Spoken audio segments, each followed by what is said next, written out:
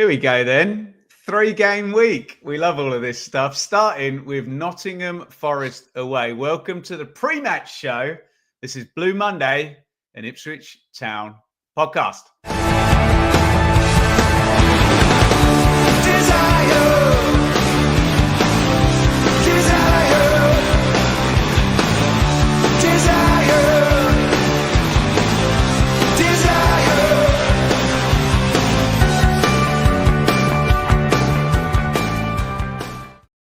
Welcome along, everybody. I'm not Richard. I'm Ben.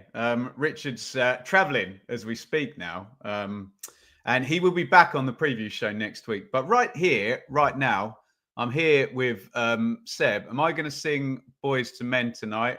You try and stop me. Seb, I assume you don't want me to sing Boys to Men.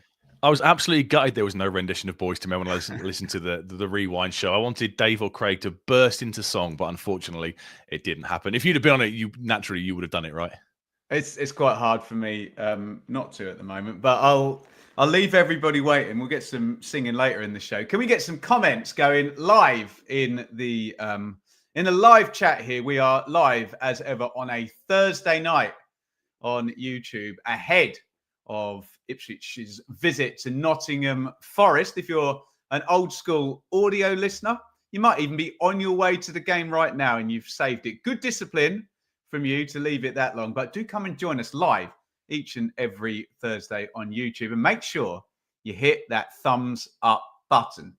Seb, I have a theory that all of the conversations we were having at the start or in the close seasons about promotion and about how we go about this, and mentioning Brentford and Brighton as good examples. They were not wrong, but having been in the league for a few games now, I think Nottingham Forest is actually probably a much more sensible comparison for where we've come from. Hear me out. Brentford and Brighton had some lovely stability and very steady growth into the Premier League, whereas Nottingham Forest got promoted out of absolutely nowhere with a squad that wasn't ready for the Premier League because it was full of loan players and players who were out of contract and had to act accordingly in a system that you don't realise quite how ridiculous it is until you're in it. And I was talking to a Forest fan today, Seb, and he said, you're damned if you do and you're damned if you don't. You know, you can sign nobody. And he said everyone was fawning over plucky old Luton. Well, they went down and, you know, they're struggling a bit in the Championship now. Or you can go for it. And like Forest got, you might breach FFP and everyone says you've signed too many players. And like we got as well in the summer, it's, oh, you're disloyal to the players that got you there. What do you think of my theory that maybe, given the situation we're in and the relative chaos we got promoted in, as in completely unexpected, bosh, double promotion, Forest is the example we actually need to look at? I think you're completely right. It's by far the closest comparison, isn't it? You know, we all have aspirations of Brentford and of Brighton because they have become the model, but we forget, McKenna mentions it every now and again, doesn't he, in a pre-match presser, that they had years of, you know, a good few years of building in the Championship, maybe defeats in playoff semi-finals or playoff finals before eventually getting across lane. It was basically a replica of what we did in the 90s. You know, you had a bit of quality to the squad each year.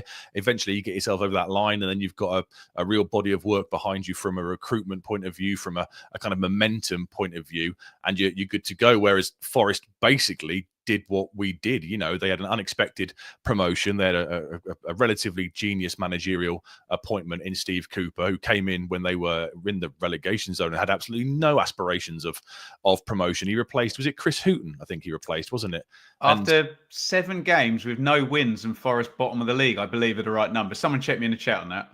Yeah, and obviously they go on this crazy run, get themselves to the Premier League, a little bit like us. They're relatively underprepared and have to adjust accordingly. And yeah, like you said, they get mocked for the summer of 2022, where they bring in 22 new players in the summer window and a further 7 in the January window. And there was that crazy stat. They were playing Crystal Palace a few weeks ago, weren't they? I know and that this crazy one, yeah. stat where they said Dean Henderson on the pitch is the only player surviving from that transfer window, and he was playing for Palace, not for Forest. So yeah, they a couple of years of chaos, and scramble as many people as you can across the line, and then see if you can kind of stumble your way in. And they've done that the past 2 seasons, and certainly doing the research for this show, they now look a lot calmer. They've had a great start to the season.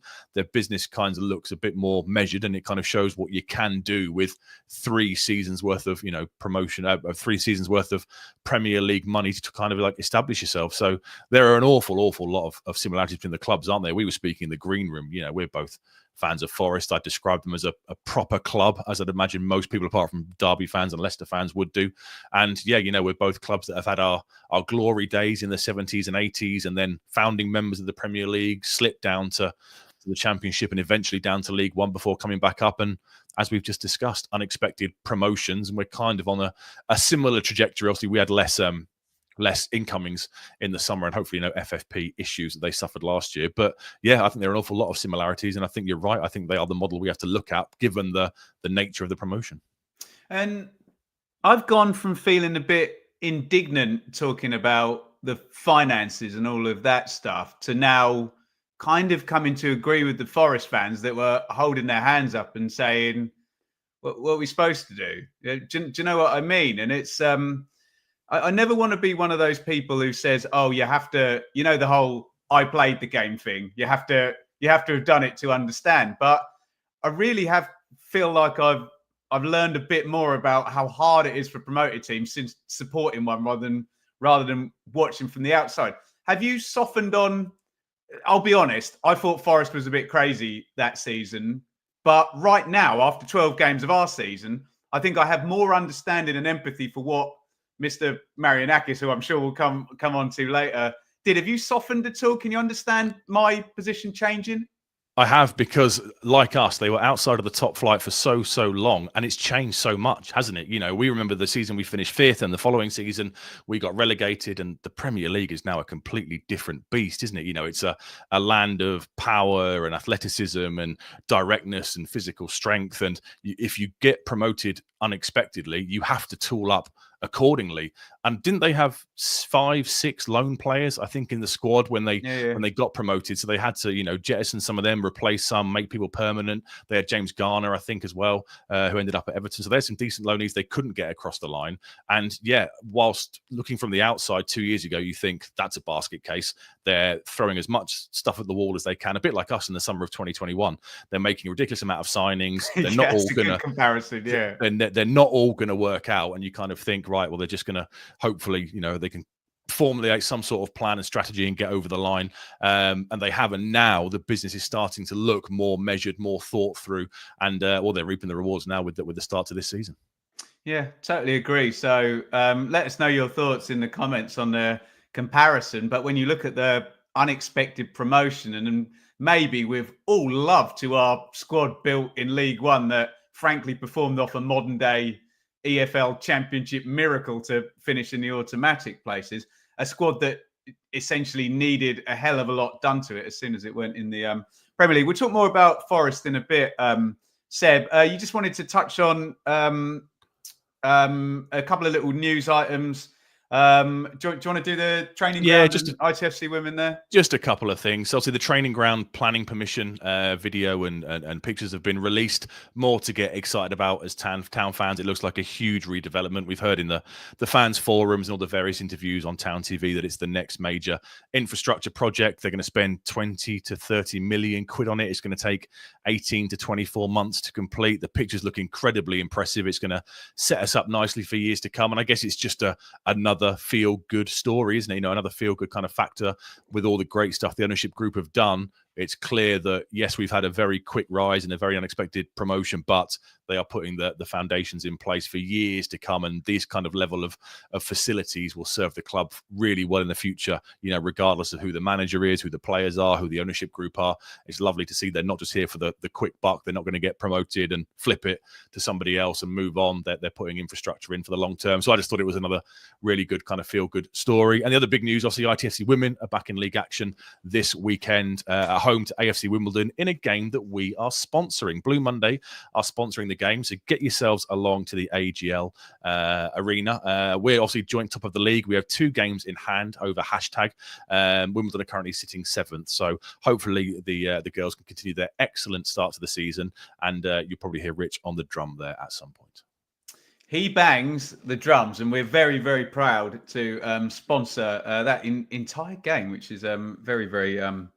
It's one of those moments where it kind of amazes me where we came from and where we are now. Absolutely tremendous. Right, should we tune into Forest then? Because for all of the comparisons we've made on how they arrived in the top division, they've started the season in quite a different fashion to how we have. Well, in the 1 to 20s in the summer, a lot of people would have them. I think I had them 17th, 16th, maybe. I didn't think they'd drop down, but looking at the fixtures when they came out, you sort of see Spurs away, Man United at home, Forest away. Before a ball is kicked, you're looking at those thinking Spurs away, loss, Man United at home, probably defeat. Then you see Forest and you think, oh, hang on a minute. Okay, that's probably a game we probably need to pick up some points from because they'll be scrapping with us down at the bottom of the league. And they've just started really well, really kind of unexpectedly. They've tailed off a little bit in the last couple of weeks, but have been playing kind of excellent opposition. And yeah, I mean, I'm pretty sure their relegation kind of concerns are pretty much gone now. They're on 19 points, so they're halfway to the old safety, and the new safety is probably 34, 35, 36 points. So I can't see them getting dragged into it unless something incredible happens. They're currently sat 7th. They've played 12, won 5, drawn 4, and lost 3, scored 15 goals and conceded 13. Their last 5 form, 3 wins, Palace, Leicester, and West Ham. 2 defeats the last 2 games before the last 2 weekends. They'd kind of been in imperious form, but they did lose 3-1 at home to Newcastle just before the break. From 1-0 up. From 1-0 up, Seb, and it looked like they were going to win again. Really loose in the second half in that game, weren't they? Yeah, and then they went to Arsenal last weekend, which isn't a reflection of the, this is it's a write-off. It was 3-0. Could have been more by all accounts, but that's a complete write-off. That's not a game where you kind of, expect to pick up anything. And they just started incredibly strongly. And there was a stat I found before last weekend's defeat to Arsenal. They'd only been behind in the Premier League for 102 minutes and 34 seconds so far this season, which was the lowest in the Premier League. So it's a really excellent start. That said, their home form isn't that amazing. It's the 13th in the league, 8 points from the 6 games they've played there. And they're kind of struggling to score goals at home. They're the 4th lowest goal scorer at the City Ground with 7, but equally they don't concede many. They're the 3rd fewest goals conceded so far this season with 6. So their away form currently is better than their home form. We'll kind of discuss what Nuno's done year on year to improve them. And away form is a big, big factor, but I can't see them getting drilled into a relegation battle. Can you? I think they're safe now. Do you think top 10 is realistic, or do you think it will even out slightly and they will naturally fall further down the place? I'd imagine a finishing spot between 10th and 13th now is pretty realistic for them. There'd be some kind of regression to the mean after a brilliant but probably unsustainable start. And you always see it in the Premier League. You have mighty clubs kind of halfway up. And if they're ever halfway up, they're going to end up 4 places higher, don't you? Come what may. If I can just respond to your point about the 1 to 20s at the start of the season, they were in no match. I totally get why you're saying that. I've got the table up from last year, and obviously Sheffield United, Burnley, and Luton got badly relegated. Luton got relegated with 26 points. So although you can argue that Forest didn't need a lot of points to stay up, they could take their foot off the accelerator probably at the turn of the year, judging by the kind of points totals. They scored 32 points. They lost 20 games last year. And there's a big gap then. They were kind of in their own little no man's land. Any normal season, they would have been in the relegation battle. But because, bless our beloved EFL alumni, were so bad last year, they kind of survived there by default. And my other response is a question back to you. Are you intimating and do you believe that Forest they're just better set up to go and play away from home where teams can come at them and Nuno can sit back a little bit? I think so. We'll discuss I've got my tactical pad little gizmo for later on. We'll discuss how they're set up. But looking at the kind of the playing styles, I would suggest they are a side that counters very, very well. Also, they've got pace down the wings with the two wide options and the players they've brought in the summer. And they are a side that obviously can go long if they need to with Chris Wood, the man in form, who we'll discuss as a central kind of option to hold the ball up and bring others into play. So, yeah, I think they're set up really nicely away from home. We must remember as well, they went to Liverpool, didn't they, and won 1-0 back in September. It's only team to get anywhere near Liverpool this season. Exactly, yeah. So, yeah, they've started incredibly well. And, yeah, to answer your question back, I think they do set up well away from home, given the pace they have. They like to congest the middle of the field. And with it's harsh to call, I'm not calling him a lump, it's disrespectful. With a target man, a strong physical option through the middle like Chris Wood, you've always got that option to go long if you need to. 100%. So, to your point about where they'll ultimately end up, I mean, they're 7th at the moment. And do you remember they went into the Arsenal game? It was 4th versus 5th. And it wasn't Arsenal that were 4th, put it that way, which was a bit of a fun one. I just look there and I look at Villa in 8th, Newcastle in 10th. Dare I say Manchester United in 12th? I know they weren't great against us, but I think we know kind of what's going to happen this season, even if it's only a short-term thing. So there's teams that are going to move up and just naturally kind of pass them. But if they can be in the conversation in the middle, and this is the frustrating conversation for us, Seb, because we hoped that maybe a Brentford, a Bournemouth or a Forest would not be as good as they've been and would be in the bottom 6 conversation. But it feels like those teams are all going to be somewhere around the middle. Would you agree? Yeah, I think you've called it spot on. I think we realise now it's going to be the 3 clubs that went up and then an underperforming, more established like a Palace. West Ham annoyingly had that great result on Monday night away to Newcastle because they were kind of poised to drop right back into it. Everton like they can't quite pull clear, and obviously Wolves had that really poor end to last season, a really tough start to this season, but they've just started to pick up points. They have a very infuriating striker, Wolves, don't they? yeah. Hopefully somebody comes in January maybe and takes them off his hands. But yeah, I think we have to be realistic. The likes of, I think I had Brentford I think I had them 17th in my 1 to 20s in the summer, thinking that they wouldn't survive the kind of the Tony sale would affect them, but they've kind of pushed on. Forest are one of those clubs now who I think are going to break away. And like I said earlier, it shows what 3 years, if you can just stay above the line, certainly the first season, the second season, the third season, it makes such a big difference, doesn't it? You suddenly got that kind of financial headroom to go and make bigger signings, and you can really look to push on and establish yourself. It's all about getting over the line those first 2 years up in the Prem.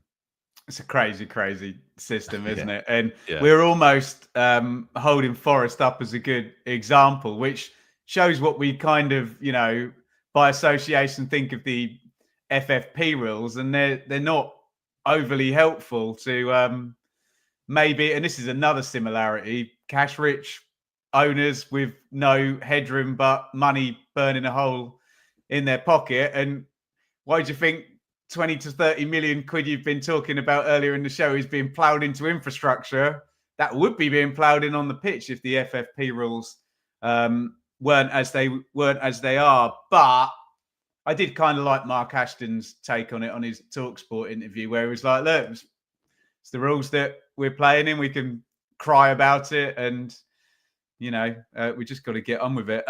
Right, what next with Forest, Seb?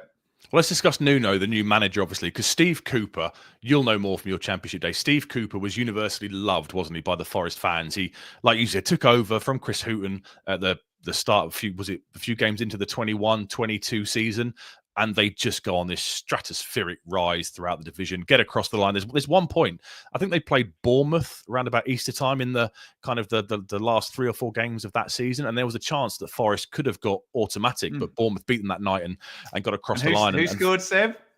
Kiefer Moore? Roberto Francisco Moore.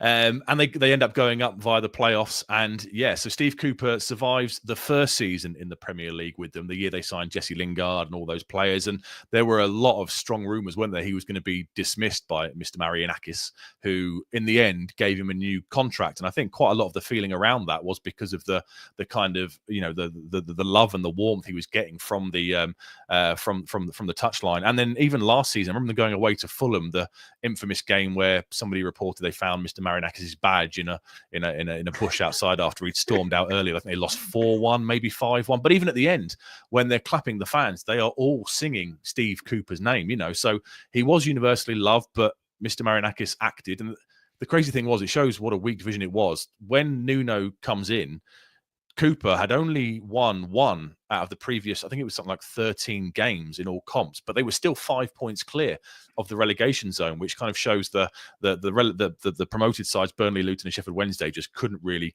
get going at all. And Nuno comes in, and he does struggle at first. He's done brilliantly kind of since then, but at the start he kind of has to adapt to this new playing style. We know him from his time at Wolves. Obviously, he was appointed when the takeover went through when they were in the Championship. He gets them to the Premier League, finishes 7th for a couple of years, drifts off to 13. They get a bit bored of it. He moves on, has a very brief spell at Spurs following Mourinho before Conte comes in, but loses like 5 out of 7 games, doesn't last there long at all. And I guess he's a steady, safe pair of hands who will probably make the football maybe more pragmatic than Steve Cooper. Well, it kind of had drilled in. Is that fair for me to say based on your Championship days under Steve Cooper, do you think? It's probably fair, but to get there, you've gone around the houses, because Forest were actually quite thrilling under Cooper initially in the Championship. Played beautiful counter-attack, and they had Jed Spence, Brennan Johnson, and Keenan Davis. And just, you talk about physicality. My God, those three had every bit of it with the dribbling, the speed, and the power of Davis. And I was actually at the Turning Point game, strangely, because I'm not at many Premier League games, certainly at that point. I was at a game at Leicester where James Maddison and Harvey Barnes just ripped Forest to pieces and won 4-0. And he got the new contract, I think possibly after that game. Someone correct me in the chat. It's around that time. And he runs for the hills tactically, Seb. He really closes everything up. They're 5 meters further back. They're not playing in their own half. They're taking zero risk anymore. He literally, managers like Kieran McKenna's very good at pivoting very gradually. It's like when it gets dark outside, you don't even notice it getting dark. That's when Kieran McKenna kind of does. And you realise 3 weeks after he's done something, he's kind of worked his way through that. Whereas Cooper very clearly battened down the hatches and said, I'm going to go extremely defensive. So Forest fans, I think, enjoyed the survival, but grew tired of, it being that defensive. And strangely, you say Nuno might be a little bit more pragmatic. You would think that, but in the end, where Cooper had got to and where Nuno is. And the silly thing is, are we not describing what Cooper would have done in an ideal world anyway, what they're doing right now? But did he necessarily have Callum Hudson-Odoi and Morgan Gibbs-White and Elliot Anderson and Chris Wood firing and Awoniyi the striker? So it's a bit of an odd one, and it's a conversation we very much are used to for 5 years of the podcast about pragmatic. What word do we fall on as the politically correct one? Pragmatic, effective football, as opposed to football that you're really excited to turn up and watch. So that would be my take on how it's evolved, Seb. And do you think that, obviously, Mr. Marinakis has history in terms of, moving people on? Do you think that he's had a stadium ban? He's due back in the stadium on he had a 5-match ban, but he's due back in for the first time this coming weekend. Presumably now, we know he's fiercely ambitious and wants to redevelop part of the stadium and has designs on Forest kind of pushing for Europe and stuff. Do you think he's settled now with Nuno for the foreseeable? I guess given the start of the season, why would you look to change anything? But is there always just that doubt in the back of your mind, maybe, given his history, that potentially the button could be pushed one day and everything could get thrown up in the air, couldn't it? I'd imagine the window for him to change his mind is like 2 weeks. If they play a few games across 2 weeks and he doesn't like him, probably just sack him. Our friend Mr. Ilachali has fired a manager earlier this week. And not from the same part of the world. One's Turkish and one's Greek, but are very ambitious European owners. I mean, people have a pop at the American owners, but yeah, Mr. Marinakis is box office. But what you've got to say about him is he went for it. And I remember Jim White running a bit on TalkSport as well with Marinakis after the playoff final. And he said, I'm going for it next year. And he did exactly what he said he was said he was going to do. And I think they would have done the ground by now if there wasn't. There's a weird issue between central government and local government there, and the three parties not being able to get their heads together. And I know I know all the town fans heading up there probably really excited to go to an amazing historic ground, and that video they played before, and Brian Clough and Mull of Kintyre and all of that, and the Trent. If it's winter, but you're going to have an adult beverage alongside the river. It's a beautiful away day, but talking about swinging that all about and rebuilding the stadium. So all I would say about him is, if Richard bangs the drum at the ladies' games, Mr. Marianakis marches to the beat of his own drum is how I would conclude that, Seb. And took a calculated gamble, didn't he? In another world, the FFP breach is slightly more severe. They get handed more point deductions and they end up going down. He's got to deal with the consequences. So, he took a risk and it paid off for them. And now they're kind of reaping the rewards. Just to go back to Nuno, just two noticeable things he has fixed. I've already mentioned the away form. He has also really fixed their set piece issues from the last couple of seasons. Last year, they conceded 22 goals from set pieces, which was the worst in the division other than the relegated sides. And they only scored 7, which was something like the second fewest. He's really sorted out both ends of that now, and then this season they're amongst the higher end for scoring set pieces, and they've tightened up from a defensive point of view as well. So he's kind of changed a few little things in the pre-season, and as we keep saying, he is reaping the rewards at the moment. Our record against them, let's discuss that briefly. We'll push you towards Blue Monday Rewind. We have this horrendous record at the City Ground. It is not a happy hunting ground for us. There's 22 town wins overall, 19 draws and 39 Forest wins. We haven't won in our last 14. That's 1-4 trips to the City Ground. The last time was probably almost exactly to the day. It was early December in 99-2000 when Matt Holland scored. I think it was on a Sunday. I think it was on Sky, if I remember right. Were you there, were you? I was there, yeah. Okay. That was our last win, and since then it's not been great at all. Our last visit there was a similar time of year again, just after Paul Lambert took charge. We lost 2-0 that day. Grabban, I think, got a couple of goals for Forest. And was it that one as well? Yeah. Well, funny you should say that, because I do this for Rich sometimes and he hates it. So I'm going to throw an Ipswich Town lineup quiz to you from that day. So it was 2018. Paul Lambert has just taken charge. If I go by what Sky seems to suggest, it's a 4-2-2-2 formation. Good luck, Ben, is all I'm going to say. Good luck. Okay, Bartosz Białkowski. Yes. Luke Chambers. Yes. Oh, that season. Freddie Sears. Yep. Wide left, it looks like, or central left, depending on what the BBC think. Oh, my God. Do you know who I remember having a great game? Derikwa, the Forest fullback. Right, yeah, we were terrible, weren't we? Help me out in the chat, guys. Chambers, mate, central midfield. Skews. Yeah, there you go. Dave's favourite right back. Jordan Spence. Yeah. Jack Lancaster. Yeah, great shout. Yeah. I didn't think you'd get that one. I thought it'd be the one you'd struggle with. Ashley said in the chat, Jonas Knudsen. Can I have that? Already done by left then. Back. Yep. So you need one more for the back. You need the centre back partner for Luke Chambers. Clue: it wasn't Enciala. No, give us another clue. Loney from Everton. I think he's at Shrewsbury now. He was at Shrewsbury last couple of years. Matt Pennington. Matt Pennington. Yep. So you need the other striker, the other central midfielder alongside Cole Scouse, and the wide right option. Is that one of the few games John Walters played?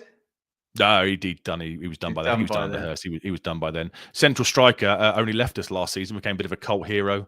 Could have moved on in so many windows. And Caden Jackson. I literally watched him last night. Bless him, he missed an open goal for Derby last night on my watch along on the Benjamin Bloom football channel. Sorry, how many more do we need? Two more. Central midfielder alongside Scouse and the wide right option. John Nolan?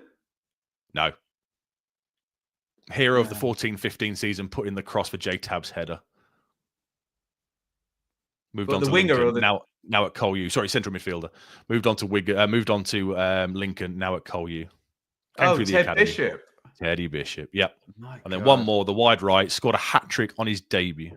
Grant Ward. And then infamously, there was a game at Forest where Mick had just left and Grant Ward scored. And then I think, did Brereton, Diaz, just been Brereton then, and Joe Lolly both scored in stoppage time. Does that sound right? Yeah, that was close. And I was at the one in 14-15 where we were 1-0 up, 1-1, 2-1 up. Murphy scores 2 great goals. And then I think Mikel Antonio got 2 and he scored in the 94th minute or something. So, yeah, we have come close in recent years to getting across the line. But overall, our record at the City Ground is absolutely rank. Yeah, dearie me. Right, sorry, where are we going next, Seb? Let's discuss their business quickly, what they've done. As I've said, the window seems a lot more calm. They're gone are the days of the 22 arrivals and the 10 departures. So Elliot Anderson is kind of the big win from the window, given how he started the season. He is a doubt. He's got a fitness test on an injury for the weekend, so hopefully he won't make it. But he was 35 million quid. Him?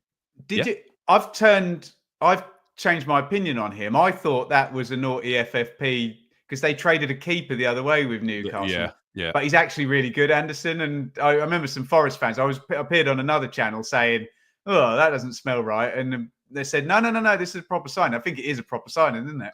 I think it is. I think them and Brighton kind of took advantage of Newcastle's issues because Brighton got Minter as well, didn't they? Who's 20 years old and very highly rated, and obviously Forest got Anderson. So I think they both. Do you remember Forest, Newcastle, and Villa, Everton did some? They swapped. Well, these are separate deals. Yeah, exactly.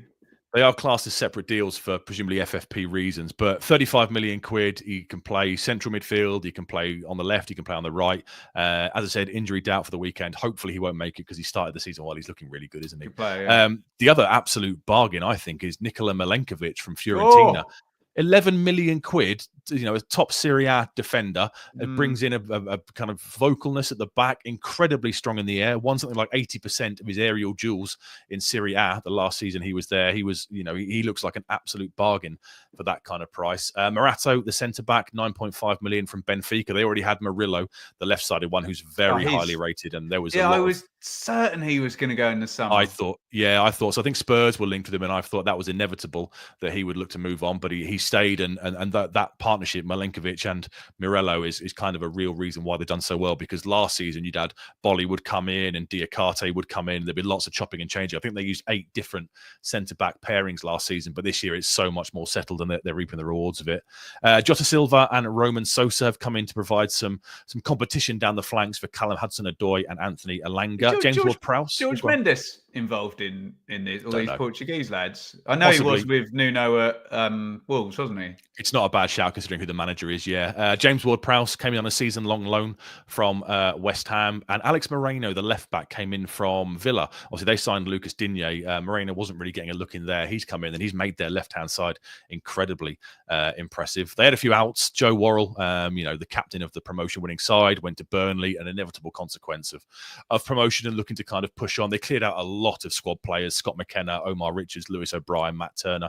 They all kind of went out either released or on loan places. Oriol Mangala joined Lyon in a pre-arranged deal and then subsequently got loaned back to Everton. And as I said, Moussa Niakhaté, the player, the centre-back, they've got 27 million quid for him from Lyon. So there was a lot of, they definitely were a club with 2 windows. They had the FFP window where a lot of stuff was done pre-June the 1st and then kind of more stuff done later in the summer. Yeah, amen. And is there still a sense that there's a bit of tidying from the initial, first 2 seasons survival? But Mr. Marinakis is always good for a transfer or a loan to Olympiacos, and to kind of balance things up and vice versa and stuff. So I'm sure they'll be doing more stuff in the summer to make sure that the kind of the books are right, shall we say? Do you want to go tactical now? Yeah, let's do the tactical pads. If you can share the screen for me, please, and I will do my normal jiggery pokery. So this is the average positions that they set up with in their home game against West Ham. I thought there's no point me looking at the Arsenal away game last week because it's not a fair representation. The game before that was Newcastle, which is a harder game. So I looked at the West Ham game because it's probably similar to what they will do to us given the form West Ham were in at the time. So as we discussed earlier, there's width there and there is kind of congestion in the central midfield position. If I do my usual jiggery pokery, Milenkovic seems to be kind of the defensive cover. This is when these are moving now. These are now moving from their average positions to their heat map, so where they take the most touches on the ball. So Milenkovic looks to be kind of one of the security blankets at the back. Murillo doesn't really move from his average position or his heat map. He's quite good fun. He is going to dribble up the pitch at one point as well on Saturday, isn't he? And he's quick, isn't he, and powerful, so he can look to get back with that kind of recovery pace if needed. The full fullbacks are interesting. They basically split. So Moreno is the one that goes forward. Now, 47% of Forest attacks come down their left-hand side. So you can see how he pushes up and kind of dovetails with Callum Hudson-Odoi. Whereas on the other side, Ola Anya, he came through at Chelsea, I think. I think he's about to Sounds sign a new very contract. familiar, Seb. Yeah, he kind of provides a bit more defensive stability, exactly as kind of Tuanzebe would do, and obviously Moreno is the Leif Davis in this scenario. The centre mids do similar. So Ryan Yates, club captain, one of the few left over from the promotion, local boyhood, came to the academy. He drops back as well and provides a bit of defensive cover. And Dominguez is a very combative Argentinian central midfielder. He also pushes into this left-hand kind of channel, a bit like what Luongo would do, with Leif Davis and with probably Broadhead last season, to kind of create overloads in the wide left positions. The two wide players then go and do their thing. So Hudson-Odoi goes really high. He's normally their most advanced player. And we all know, I don't want to say it, I know you guys get in trouble, but we all know his party trick. I don't need to tell you what it is, and I don't want to see it on Saturday, yeah? Exactly. It's a Morgan Whittaker special, isn't it? Yeah. Anthony Elanga on the other side, he's a doubt as well with a shoulder injury. So if he doesn't make it, the chances are Jota Silva will play. He's slightly further back, but again goes wide. And then Morgan Gibbs-White, the number 10, and Chris Wood kind of vacate that space in the middle of the park. Wood doesn't seem to be, from his heat map, doesn't seem to be the furthest advanced player. That seems to be the two wide men, and obviously Wood comes alive in the box. So that is this week's tactical iPad. If you want to unshare that screen, that's kind of idea of what they will end up doing. It's a 4-2-3-1, as you can see from there. They'll congest the center of the pitch.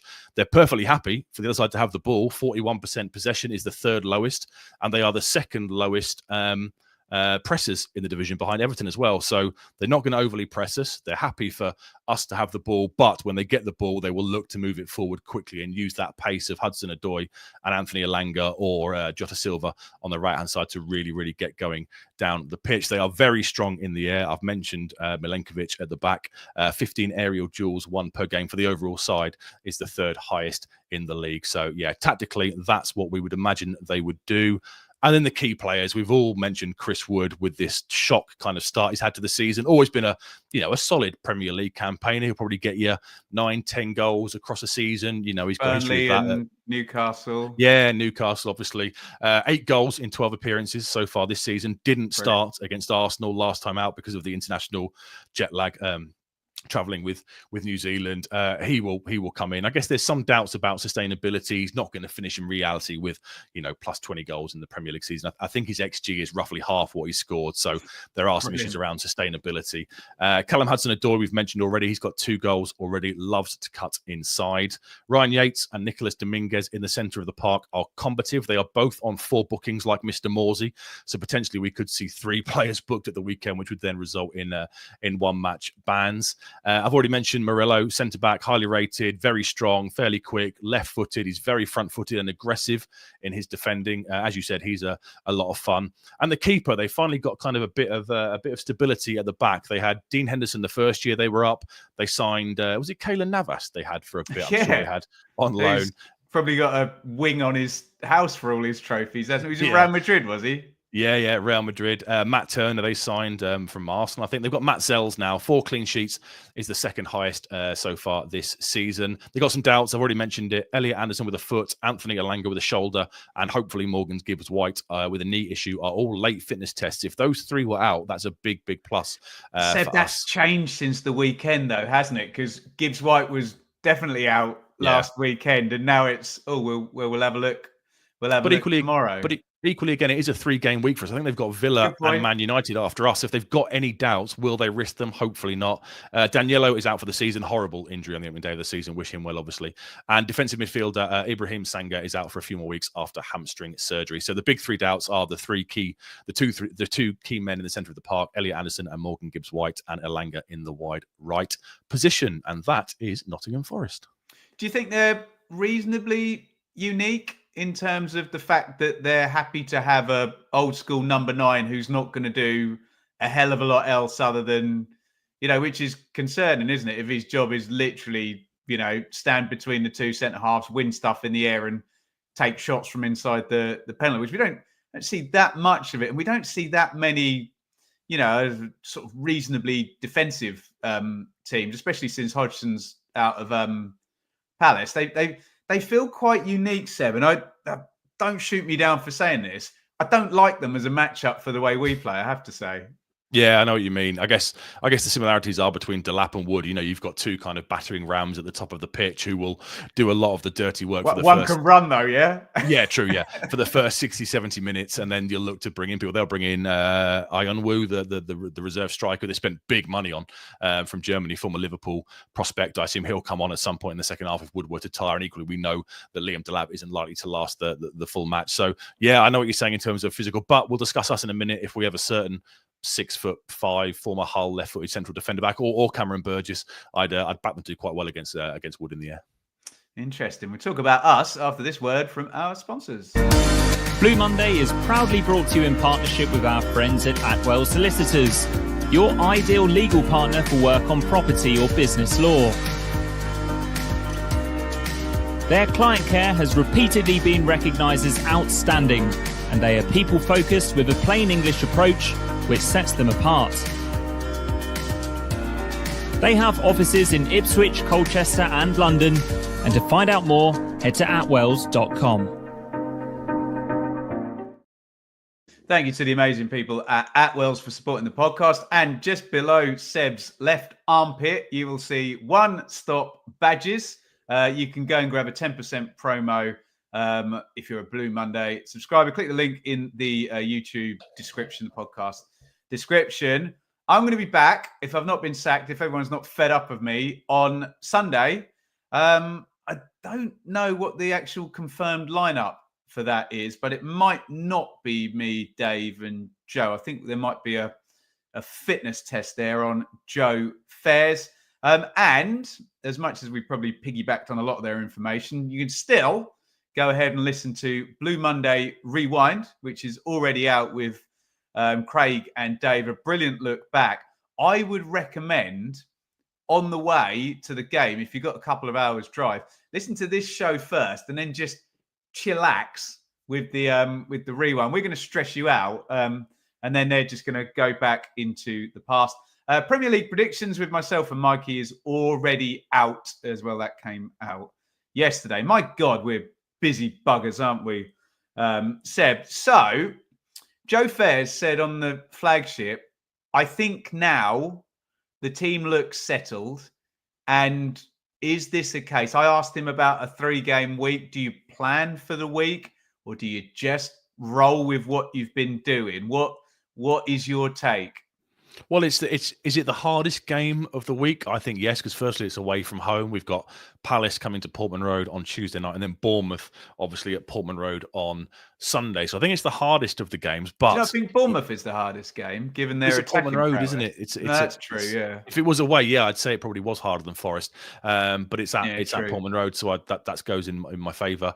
I guess we need to start building some momentum, and doing that. Do you change things? Potentially not. There's not been a lot of football played, has there, in the first 3 months of the season? We're about to go into this crazy spell of whatever it is. Is it, I don't know how many games it is between now and Fulham on. Is it 7 between now and Fulham on January the 5th? Tell us in the chat.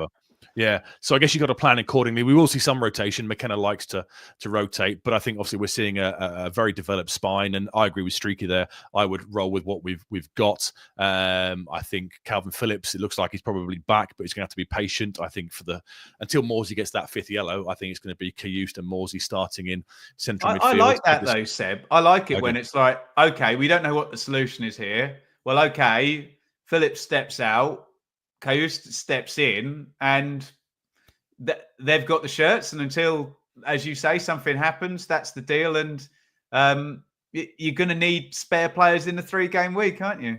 Absolutely. I think we know 3 of the 4 of the defence will be settled. It'll be Twanzebe at right back. O'Shea, I thought, was imperious. I thought he was excellent against Man United. Yeah, very good. He's coming on massively. Leif Davis. I guess a question mark over Greaves or Burgess. Greaves was warming up, wasn't he? He was the spare man at the weekend, so he must be very close, I think. Surely, Seb, we're going to see Greaves at some point this week. But I've given up. 3. Yeah, I've given up trying to think. Kieran McKenna's too smart for me. I can't second guess him. It could be starting from Saturday. We could see him for 10 minutes of the 3rd game, and that's all we see. But we're definitely seeing him, aren't we? Yeah, I think so. He'll make his return at some point. Burgess has been brilliant. You know, he stepped in effortlessly when Greaves got injured. That lovely understanding with Leif Davis, so good in the air. And yeah, he's moved on massively. But I think Greaves at some point does come back in and wins the shirt. We discussed central midfield. Szmodic on the left, no brainer. A bit quieter against Man United, but again, it's a home game. It's an away game, and that's where he seems to really thrive, isn't it? With the crowd, etc. Amari Hutchinson will be the 10, obviously. Great goal. I know it was deflected, but great goal and a brilliant performance. You know, the way he was spinning away from Casemiro and Eriksen in the first half was excellent. And then I guess there's a debate around the right wing position. If Ben Johnson is back, he was excellent away at Spurs and played well at Leicester before that as well. Does he come back in? Or obviously Wes Burns, I think, probably had one of his better games of the season in the right wing role, was involved in the goal, was involved in the low cross. What percent of the attacks went down the left-hand side? For Forest, 47%, yeah. So do you want to double up and have that kind of maybe that slightly more defensive nous of Johnson being an away game? Probably, yeah. Johnson wide right, Hutchinson 10, Szmodic left, and obviously it will be Liam Delap through the middle. Sounds like Broadhead's back and could be involved off the bench. I bet you're happy with that, aren't you? He's still my beating heart.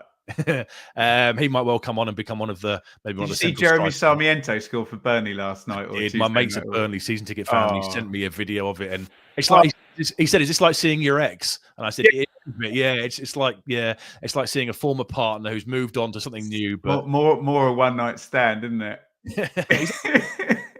Hair trim as well, but yeah, God, I still miss him.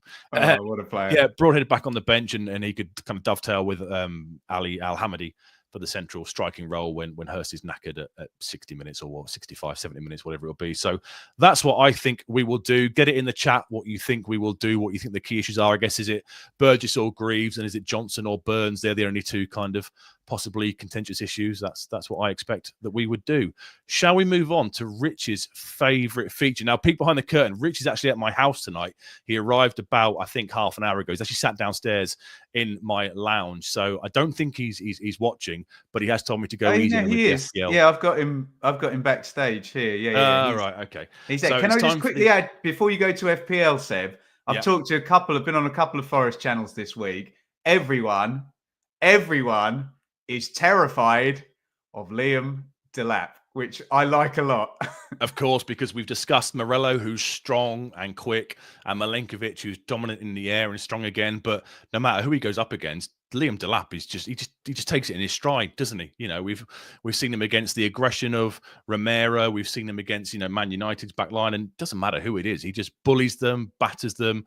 The way he's able to hold a ball up, stick a leg out, control a ball, spin himself, get his body in the way is absolutely phenomenal. And yeah, he is one of the men in form certainly in the lower half of the division. If I was an opposition back line, I'd be fearing him too. I've got a marketing idea, Seb. Are you ready to hear it? So I christened Calvin effing Phillips. It's not gone so well, really, that little bit of marketing, but I still think it's got legs. How about Liam No F's given Delap? Because he doesn't care who he's playing against. You go against John Terry and Rio Ferdinand and just beat up on them. Anyway, let me know your thoughts on whether I should quit podcasting for a career in marketing as we go to our FPL feature.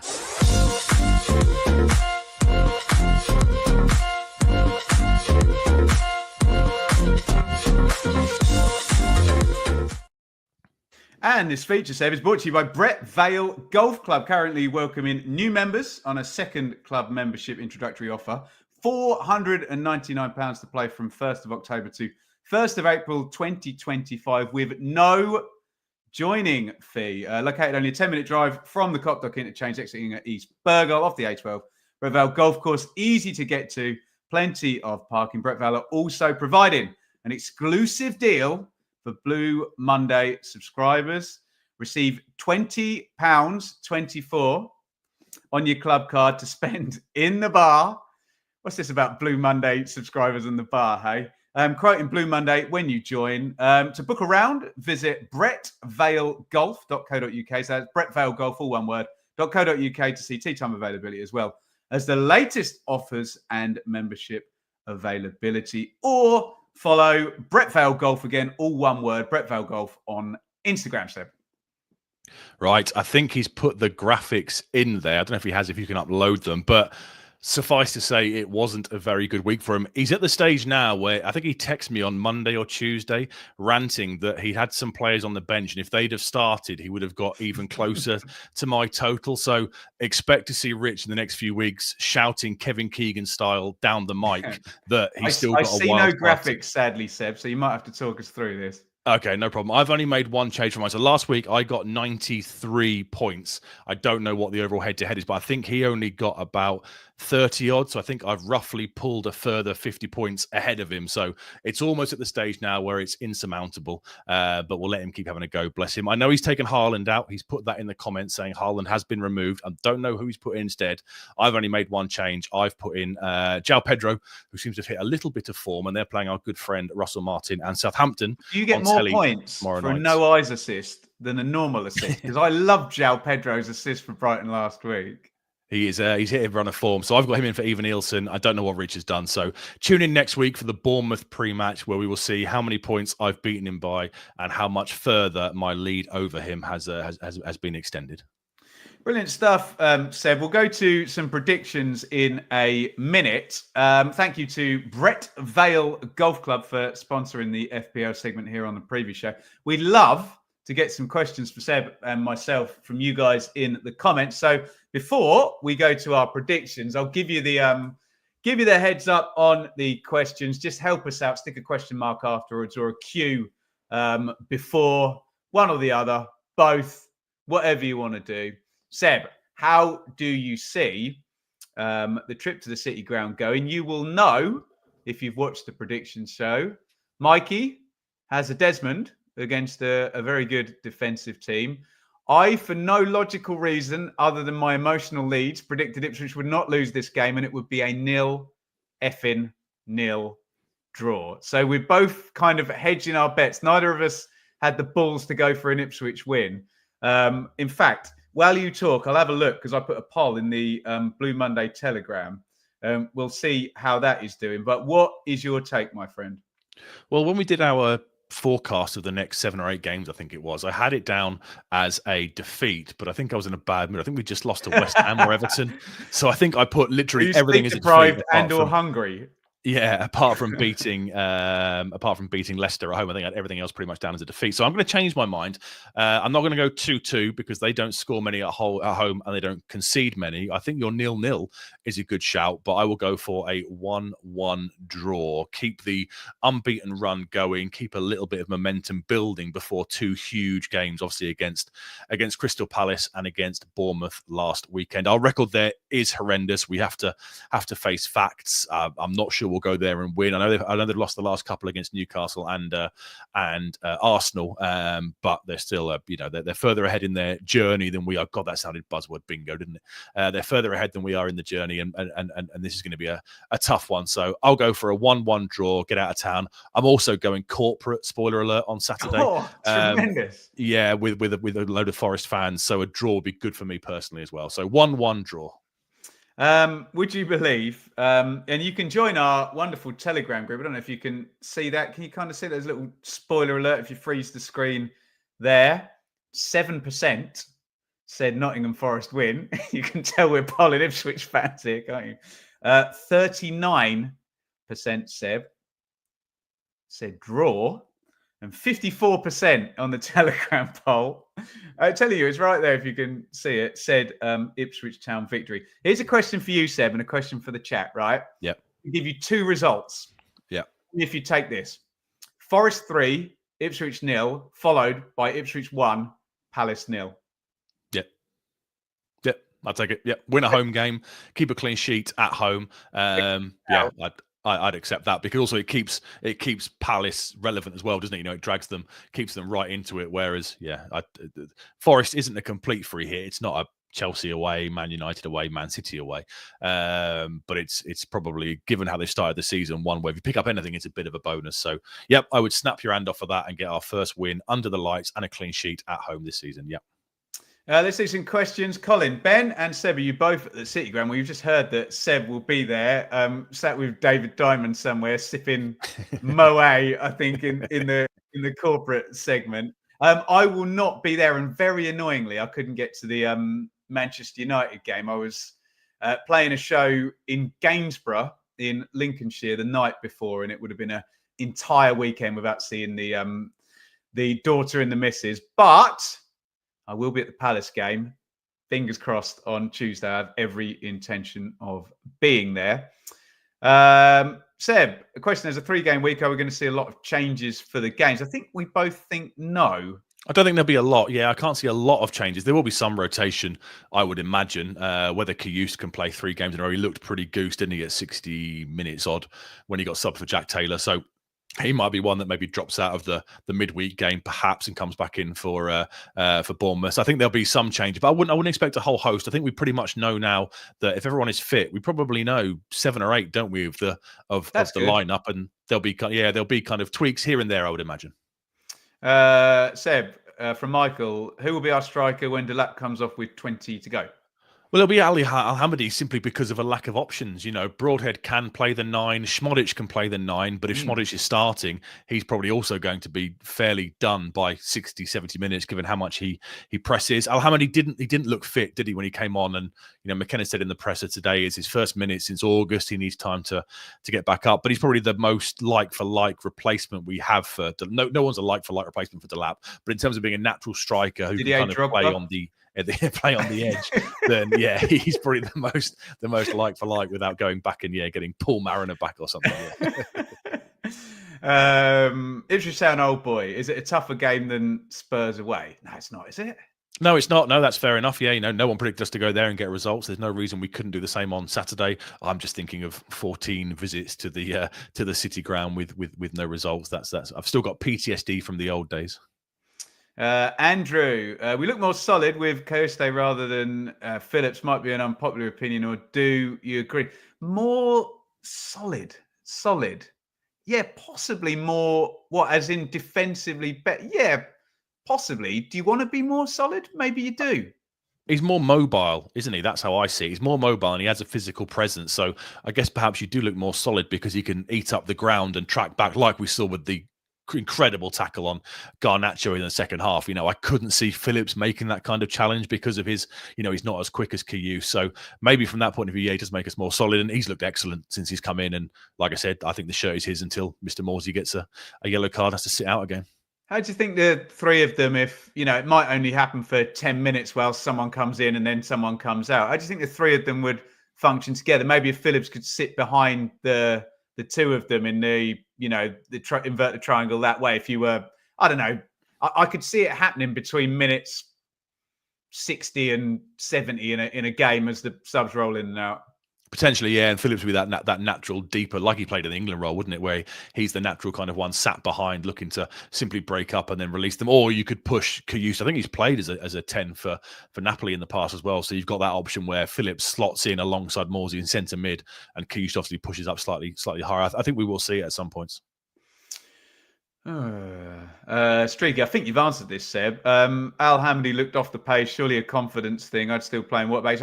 Is there, and I want to be behind all our players, is there possibly, would Al-Hamadi be struggling with a bit of imposter syndrome, being he didn't play a lot in the Championship, even as at Wimbledon, and we build it rightly so, given the media coverage, as the world's most watched football match, and in he comes. That's got to, I do agree with Streaky's comment. That's got to mess with your brain a little bit, hasn't it?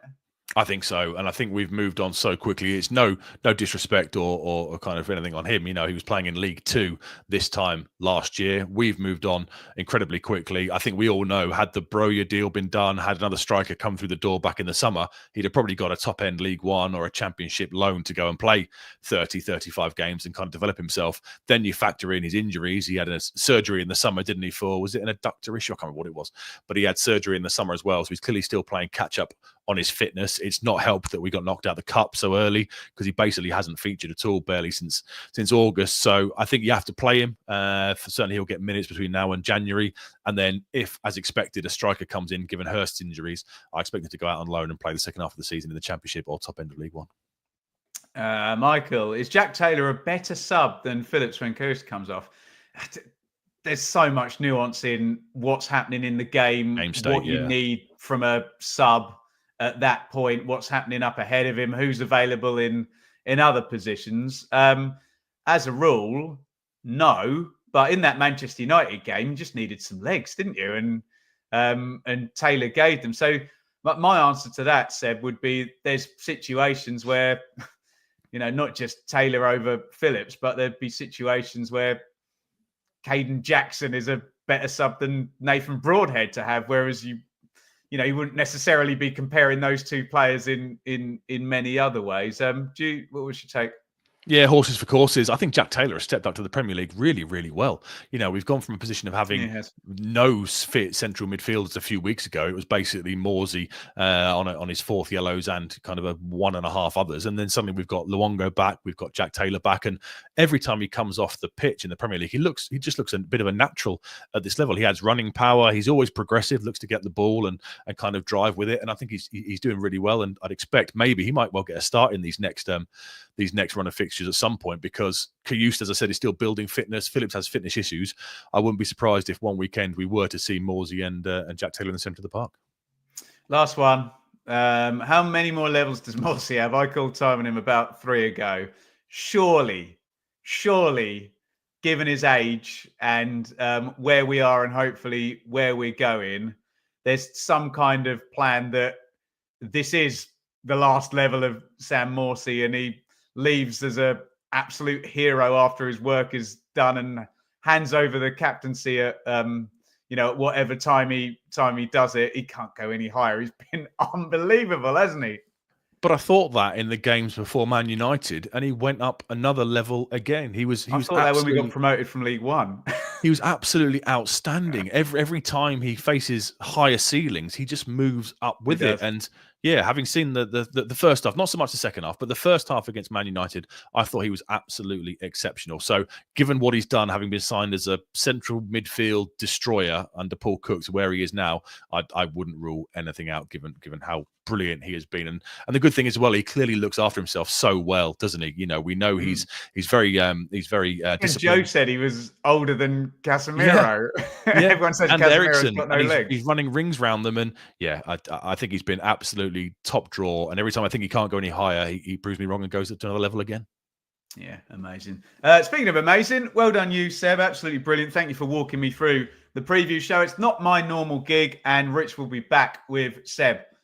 The first choice next week, although we need to talk schedules next week, with it being a 3-game week. I'm sure we'll be just a quick spoiler alert for next week. I've texted Mikey earlier, and me and Mikey will be doing an old school instant match reaction video. We did so many last season. We've not been able to do one this year, so come and join us straight after full time on Tuesday night after the Palace game.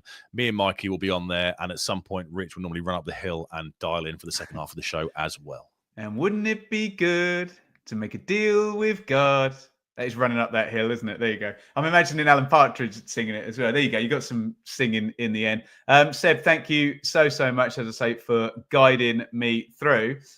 We will see you on Sunday for the flagship show. We are 3 undefeated. Let's hope that could go to 4. Could we get another win in the column? It would be absolutely lovely. That is your Blue Monday Ipswich Town podcast preview for Nottingham Forest away. We'll see you very soon.